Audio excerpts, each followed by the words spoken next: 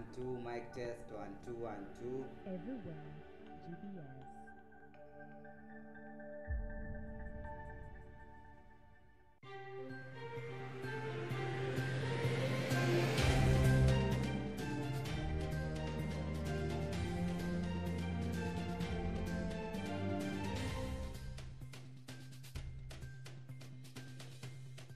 Yes, good morning once again, and welcome to GBS Morning Sport Extra. I'm your host, Kevin Nyeriki. Remember that we discuss trending stories in the world of sports. Remember, you can join the conversation by sending in your SMS or your question through the SMS number. That's 21144, or on Facebook on GBS Kenya or at Kevin Moranga.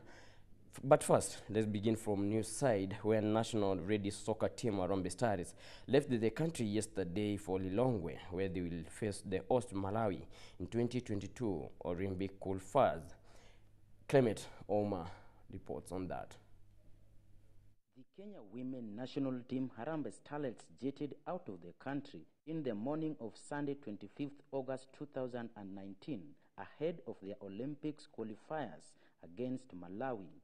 Starlets, who have been in camp for 2 weeks in Nairobi, left the Jomo Kenyatta International Airport on Sunday morning, according to information on the FKF website. The David Ouma coached squad will be taking on the host Malawi on Wednesday 28th August 2019 in Lilongwe, with the second leg slated for September 1st, 2019 at the MISC Kasarani in Nairobi. The team has already played against Malawi, which they emerged 3-2, with the clash having been part of their preparations ahead of the tie. A stunner test awaits the ladies should they sail past Malawi in the 2 legs, as either Gabon or Ghana awaits them in the 3rd round. For GBS Sports, I'm Clement Ouma. Thank you so much, Clement Ouma, for that story. We move on to another story, a transfer saga involving Neymar. After playing another game, one game without Neymar, PSG manager Thomas Tuchel admits that the club must clear the situation as Neymar linked back to Barcelona and Real Madrid. Have a look at that.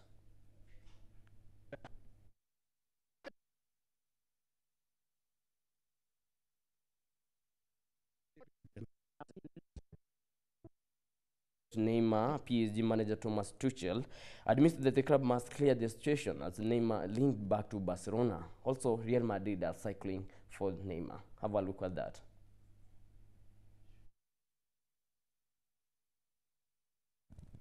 Yes, we apologize for that hitch-up.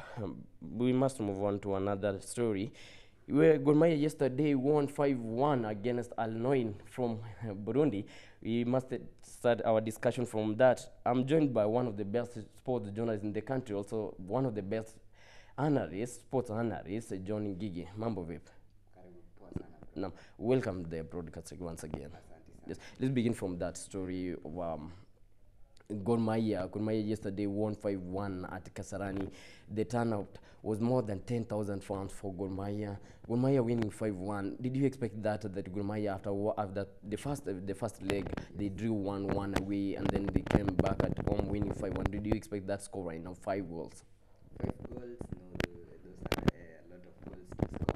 But this is Gor Mahia. Despite them losing their key players, they are still playing the good football that we know. And we know here in the country, Gor Mahia is among the teams with a huge number of fans. So I think also the fans contributed to the winning of Gor Mahia. So for me, it's a good performance for Gor Mahia. Many of the soccer pundits were saying that they will struggle this year in the CAF group stages because they don't have the coach who led them all the way to almost the quarterfinals. Yeah. So for me, I think it's just business as usual for Gor Mahia. Let's talk about Nicholas Kipkui. That guy, they normally refer him as the headmaster. Yesterday he scored 2 goals for Gor Mahia. He was dropped for Harambee Stars AFCON games and then Chan games. Did you expect that he will stand to the occasion? And do Harambee Stars miss that guy, that striker, Nicholas Kipkui? Okay, for Harambee Stars, I think they don't miss Kipkirui because we have Michael Olunga, who is a great striker. But can you imagine about the combination of the two? Olunga and Kipkirui. Maybe say the combination, but I don't think he can replace Michael Olunga as the first striker. But for me, Kipkurui last season I saw how he was playing, and he was playing very good football because each and every game he was playing, he was coming and scoring a goal. So for me, I don't think they've got a big void Gor Mahia because Twisenge left. I think Kipkurui can fill those shoes of. Last week, Twisenge. last week on Friday, on Thursday night, Josh Onyango won the Player of the Year and Defender of the Year. What do you think the impact of that that award with the team? That gives Josh confidence, and which will help Gor Mahia going forward because I think he will be playing with a lot of confidence. Having been named as the best player in the country so far, that shows that he's doing a lot of work. So for me, I just hope, after these players are named as best players, we see them flopping.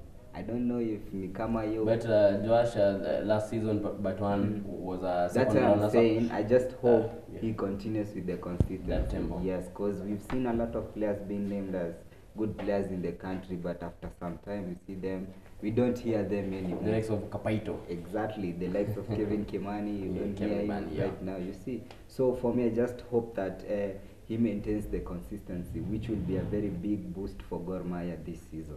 Gor Mahia takes on Tusker the first game towards the end of this month, actually on 1st September. What do you think about that game, Gor Mahia taking on Tusker?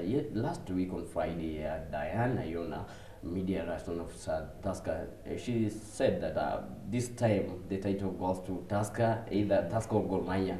Do you think that Gor Mahia will remain that powers in the country, dominating the local Premier League? Okay, first of all, for Gor Mahia, it's a 2-4-2 win because they won the opening cup. Yeah, and also against they won- Bandari. Exactly, and they won against this Al Rwanda. Nil. Yes, No. Rwanda team. That shows you that Gor Mahia is ready for the Kenya Premier League season opener. I know Tusker will be a big challenge for them because they have also reinforced their squad. So for me, I see a good game, but a narrowly win for Gor Mahia. But at the end of the day, Gor Mahia will take the. You think that Gor Mahia will win against Tusker of A narrow win. former Gor Mahia, Georgia Diambo, they have Mieno back who played for Gor Mahia. Exactly. But That's it's what I'm a saying. It's a 50-50 narrow win. situation. Yeah, a narrow win for Gor Mahia. Because if you see Tusker, they have Yeah. reinforced their squad. And having Blackberry Odiambo in your side, that shows that you have a good dribbler who can go, who can give you assist, who can score you goals. So for me, I think it's a plus for them. Gor Mahia for CAF Champions League this season performance, your expectations from Gor Mahia side? Let's not hype them because it's just They that. qualify for next round. Exactly. So for me, I think if they go a step further than what they did last year, it will be a good performance. But for me, I just wish them all the best. At least we could see them playing against these big teams of South Africa like Mamelodi Sundowns. If they play against such a team, they meet along the way, that can be a good achievement too. But for me, I think if they go up to the quarterfinals, that will also be a big achievement for them. But all the best to Gor Mahia. Niweze kuangalia ujumbe hapa. Kuna mmoja hapa ambaye anaitwa Vincent sema kwamba Gor Mahia walizika timu ya Linoil kutoka Burundi katika uwanja wa Kasarani. Maoni yake ambayo anaweza kutuma. Let's move on to another different story. Let's start on Saturday. Manchester United Yes. at Old Trafford. Yes. Many people were saying that Manchester United were surprised by Roy Hodgson team Crystal Palace. They saw Exactly. the Crystals at Old Trafford.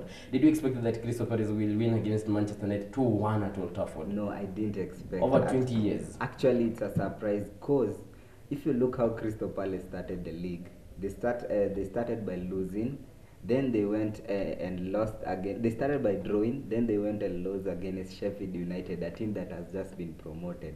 So going at Old Trafford, I was expecting that these are 3 maximum points for Manchester United, but it's a good thing for the rest of the teams because they didn't take their chances. Now they are still lagging behind, and bearing in mind most of the top 4 teams also didn't pick up the points. It's also a good thing, but for me, I think it was a game that Manchester United could have buried. Let's talk about that Rashford, the incident where that he decided to take on the shot. Did you expect that Rashford will take ahead of Pogba last week on Monday? Actually, Pogba, the penalty was saved by Rus Patricio of Wolverhampton. Did you expect Rashford will take ahead of Pogba this time round? Definitely, Pogba had to, first of all, because the critics have been going a lot on him. He has a lot of pressure right now. So for me, I think I was actually expecting Rashford to take the penalty, and he did so. But hitting the post, you know, sometimes penalty spot kicks are just tusema ni ile bahati tu ya mtu. Yes. So for me, Manchester United did not take their chances and finally being punished at the last minutes of the game. Is Manchester United being overrated? Exactly. I was even saying during the start of the season, they signed Wan-Bissaka, they signed Daniel James. That does not mean we'll win you a trophy or a league, a challenge for the top 4. Those are just but additional players to the squad. Losing a striker of the Lukaku caliber, that shows even creating more problem, and also Sanchez not being on form. So what do you expect? For me, Manchester United, I don't want to be biased saying because I'm an Arsenal supporter, but looking at their squad, I don't think they have reinforced enough. The next take on Southampton, what do you think? Southampton, a very difficult game. Playing at St. Mary's, that is also a plus for Southampton. So for me, Manchester United, if they don't win this next game, I think it will be very, very difficult for them. But I see them picking up some points and silencing these critics that have been going on. So for me, I think it will be a Manchester United. Let's talk about Newcastle winning against Tottenham 1 to White at Rennes 1-0. Are you surprised for Pochettino? This is Premier League. You expect such kind of results. You expect big teams to be surprised, and that's what Newcastle did. Their striker, their record striker whom they signed, scored a brilliant goal. So for me, it's a worrying time for Tottenham because right now they don't have an established right back, because we saw Phil Foden was injured, also Kyle Peter Walkers. So for me, I just feel for Tottenham, and we are playing with them next weekend. So if we don't win against Tottenham, then I don't think it will be a good thing for us. But Newcastle really surprised a lot of people because the last outing that they played, they were thrashed. So they came into the next game and winning at Tottenham Stadium. That shows that they had some character with them coming into to the squad. And also looking at how they played, we played with them in the opening fixture, you could see some positives from Newcastle. It's okay. Let's go back to that story that we were expected. It's ready. I'm being told that it's ready. PSG are saying that PSG coach, that's Thomas Tuchel, saying that he hopes that the situation will be solved. The Neymar situation at PSG will be solved as soon as possible, as Real Madrid are cycling for the striker, as also Barcelona want Neymar to go back to Camp Nou. Have a look at that story. Paris Saint-Germain are reportedly ratifying a mammoth £100 million deal to price Wilfried Zaha away from Crystal Palace should Neymar depart the League One champions. Neymar has been courted by Spanish giants Real Madrid and Barcelona, and there is a likelihood he might be standing at the exit door. According to the Mirror, the champions are said to be interested in signing the Ivory Coast international as his replacement. The club is however keen on Juventus' Paulo Dybala, but Zaha remains their prime target at the moment. Zaha has been one of the standout players of the Palace, and his skills and ability were on show once again in their match against Manchester United on Saturday last week. Thank you so much, Kremetoma, for that compressed story about Neymar, but I don't think that Zaha for replacement for Neymar will make for PSG. And so it's a 50-50 situation for Real Madrid and Barcelona. Messi is injured, Suarez is injured. Also, yesterday, Antonio Griezmann scored 2 goals for Barcelona. So Barcelona won 5-1 at Camp Nou, first game of the season against Real Betis, at Camp Nou. Let's talk about Manchester City winning against Bournemouth 3-1 yesterday. That tempo, that pace Manchester City has set from last season at the moment. Do you think that there is any team that will win against Manchester City? At the start of the... Or they will retain the Premier League? At the start of the league, we said that Liverpool and Manchester City are the only two teams that are fighting for this title once again. And they showed that because you see Liverpool won against Arsenal and also Manchester City won against Bournemouth. That shows you that Manchester City is ready for the title. Manchester City is ready for the title. Yes, Let's but talk about along the way, they are going to face some hiccups. It's not going to be easy. Team? Manchester United? I don't want to say Arsenal. Below average. Arsenal? I think Arsenal, if they get their squad well, they can, if they can challenge Manchester City? Not in the title, but along the way they can cause some problems for Manchester City, especially when we are playing at Emirates. So for me, I just think if Arsenal get their tactics well, because looking at the Anfield game, if they got their tactics right, we could have held Liverpool. But if Emery will continue with that tryout era, I don't think we are going to... Let's talk about Chelsea winning 3-2 at Carroad against Tembuki side Norwich.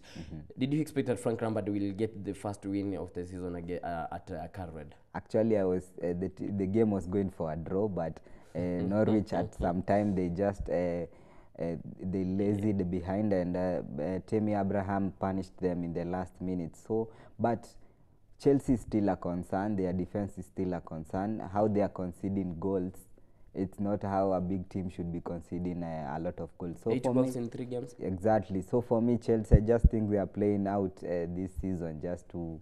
Actually 7 goals. Yes.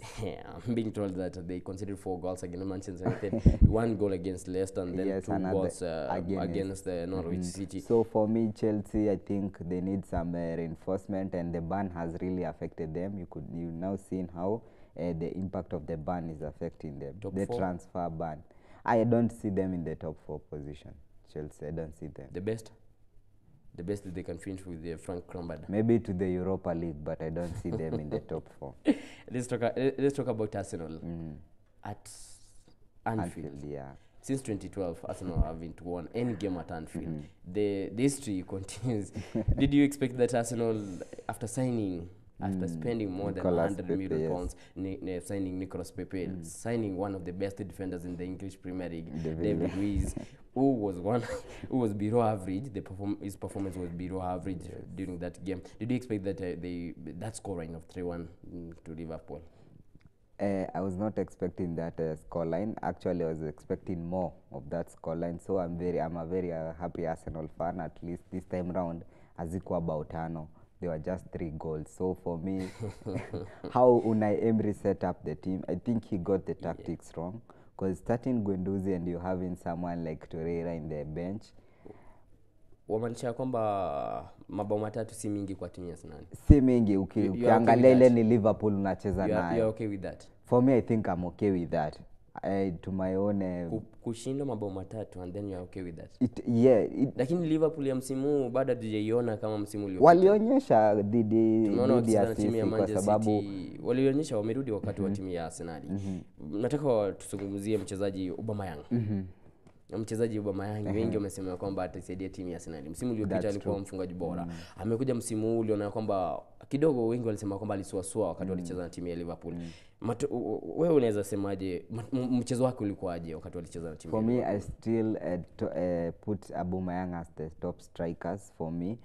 He will start the season on a slow. That he also portrayed that in the last season, but believe me, when Aubameyang starts to pick up and playing alongside Lacazette, for me, that's why I'm saying that against Liverpool, Unai Emery got the tactics wrong. How can you put Lacazette in the 80th minute? And you know Lacazette and Aubameyang are a good partnership. So it was really frustrating, but Aubameyang he's still in the contention for the Golden Boot.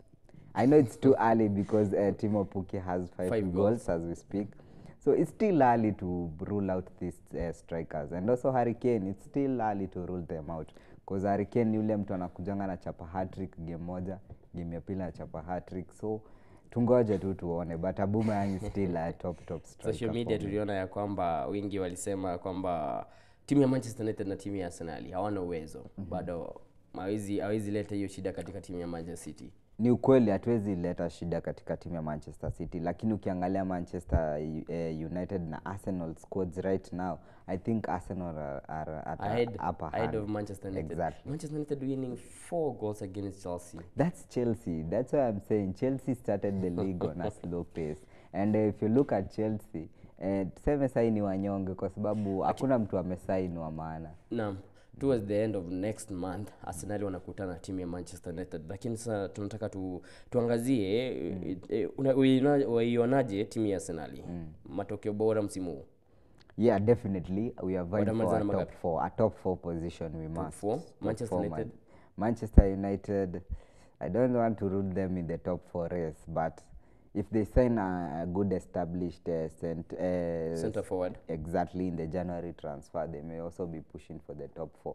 So for me, I think the fight will be Tottenham, Manchester United and Arsenal in the top 4 position. Because there are only 2 spots left. Mtazamaji, kumbuka kwamba timu ya Aston Villa ilishinda timu ya Everton ndani ya uwanja wa Villa Park mabao mawili, Norwich ikishindwa na timu ya Chelsea mabao 3-2. Southampton ikaweza kumfunga timu ya Brighton mabao mawili nyumbani kwa Brighton. Hii Southampton wakutana timu ya Manchester United next. Crystal Palace ikaweza kumfunga mashetani wekundu ndani ya uwanja wa Old Trafford mabao 2-1. West Ham wakafunga timu ya Watford mabao 3-1. Timu ya Sheffield wakafungwa nyumbani na timu ya Leicester City mabao 2, Vardy akifunga. Liverpool wakaweza kuinyorosha timu ya Arsenal mabao 3-1. Manchester City bado matokeo ni mazuri kwao, wakashinda 3-1 wakishinda timu ya Bournemouth. Tottenham wakaweza kushindwa 1 na timu ya Newcastle. Burnley wakaweza kutoka sare, Wolverhampton wakifunga dakika ya mwisho. Tumekuwa tukiangazia matokeo yao, tumeangazia kwamba timu ya Gor Mahia wameweza kufuzu kwa awamu nyingine wakati wanaenda kucheza katika ile klabu bingwa bara Afrika, wakaweza kumfunga timu ya Noel kutoka Burundi mabao 5-1 ndani ya uwanja wa Kasarani. Umekuwa ndani ya GBS Morning Sports Extra, nimekuwa wako Kevin Nyariki. Usiende mbali, mwenzangu Timothy Omondi anaweza kurejea hapa na mchanganuzi Gideon Kerosi kuweza kuangalia masuala mawili ya kisiasa ambayo yameweza kutokea katika weekend iliyokuwa ya kisiasa. Nimekuwa wako Kevin Nyariki, tufanye venye tumefanya hapo kesho.